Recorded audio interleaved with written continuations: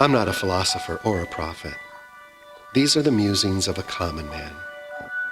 Just some guy's take on how the world works. I'm not really sure why I'm writing all this down. Maybe a way for me to better understand myself. Maybe it's my way of evaluating my life.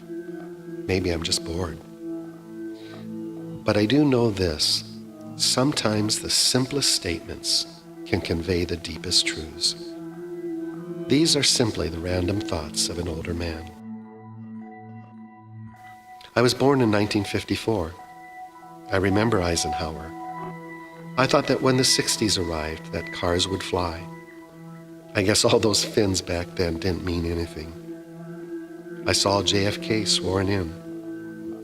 In the middle of a July night, I watched the first man walk on the moon on TV with my dad. I was taught to hide under my desk at school if Russian bombs were coming. I watched Dan Rather stand in rice paddies in Vietnam on CBS while I ate dinner with my parents every night for years. TVs with rabbit ears, trolley cars, S&H green stamps, chocolate Metrocal, hullabaloo, shindig. That was the week that was. Laugh-in, combat. That has all shaped me. After living nearly 6 decades, these are things I ponder. Aside from time, what makes you old? Years? Wisdom? Failing body? Better judgment? Widow? Orphan? What? I don't know. A limited sense of myself as a man is the best hope of understanding what I am as a human being. I'm a parent. Am I a good one? I don't know. You'd have to ask my kids. Then again, maybe they don't know. But either way, I'm sure they have an opinion. I wish time would stop so I could catch up. For at least one moment in your life, truly believe you can change the world. But worlds cannot be changed, only engaged. But engagement brings challenge. What's the difference between a genius and a fool? Good timing. How do you define love? An emotion? A way of life? An act of the will? It has caused wars, ruined nations, built empires. How do we explain the most powerful emotion there is? Maybe we can't. But it's essential to life, and trust is its fabric. There are moments in life when you feel like you've lost it all. Lost focus, lost purpose, lost love. What do you do then? How do you get it back? Every man is many men before he dies. Sometimes we live too deeply in our own imaginations.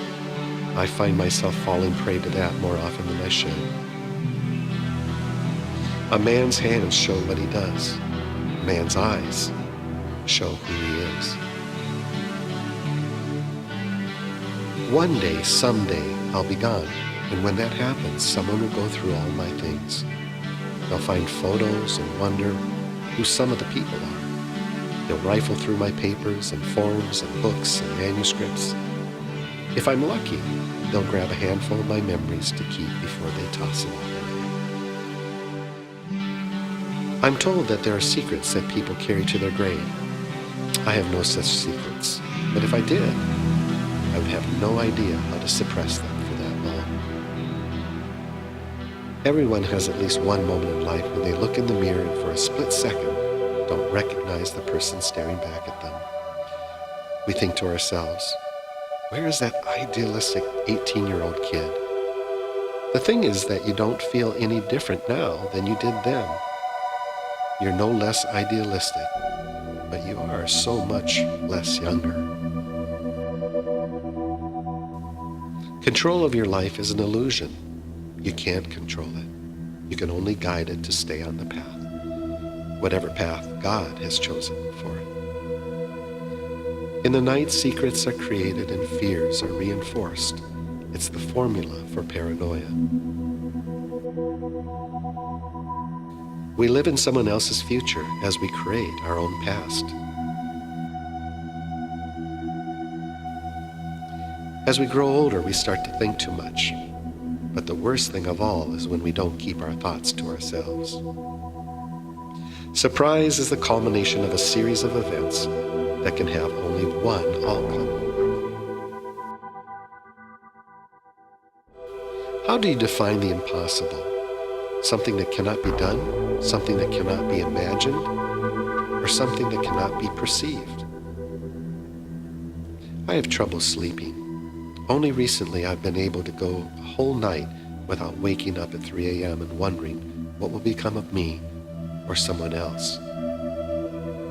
The measure of a man can't be measured in a realistic way. Foreign languages are only foreign to foreigners. Being clever is simply a matter of responding to any given statement backwards. You can never definitely declare your place in the universe, but you can determine where that place is. There's no way to look back on your life or anyone else's with total clarity.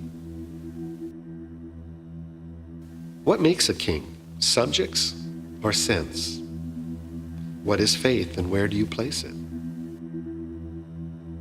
Time and space make a man think. Perhaps I think too much. But if you ask someone else, maybe I don't think enough. How do you face your greatest fear? And what happens when you do? Is there any realistic way to make it disappear for once and for all and bring closure? If not, then what? They say that God works in mysterious ways. If he's so mysterious, why did he have people write everything down?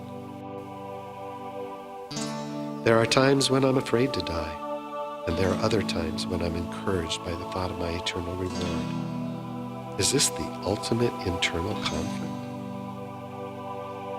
How do you handle regret?